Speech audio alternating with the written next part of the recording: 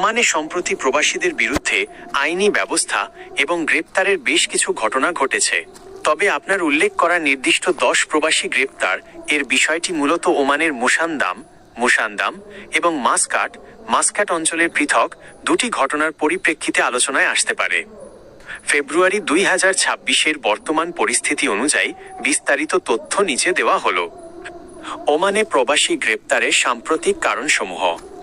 সাম্প্রতিক দিনগুলোতে royal Oman police ROP বেশ কিছু অভিযান চালিয়েছে, যার মধ্যে উল্লেখযোগ্য হল অবৈধ অনুপ্রবেশ।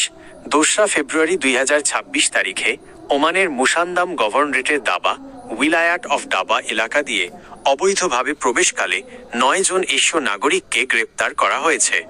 মাদক সংক্রান্ত অপরাধ। 3 ফেব্রুয়ারি 2026 তারিখে মাস্কাটের বসার এলাকা থেকে 3 জন প্রবাসীকে ক্রিস্টাল মেথ, হাশিশ এবং মারিজুয়ানা বিক্রির অভিযোগে গ্রেপ্তার করা হয়েছে। দাঙ্গা ও ভাঙচুর।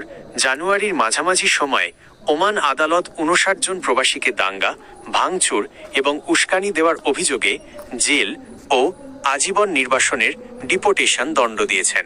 এটি ছিল গত বছরের ডিসেম্বরে একটি কোম্পানির লেবার ক্যাম্পে ঘটে যাওয়া ঘটনার বিচার।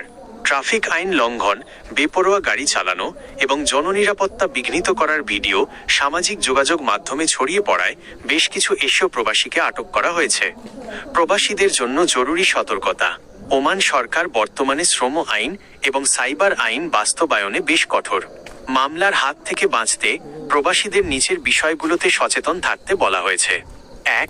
অবৈধ সমাবেশ। যে কোনো ধরনের সমাবেশ বা বিশৃঙ্খলা থেকে দূরে থাকা। 2. সামাজিক যোগাযোগ মাধ্যম।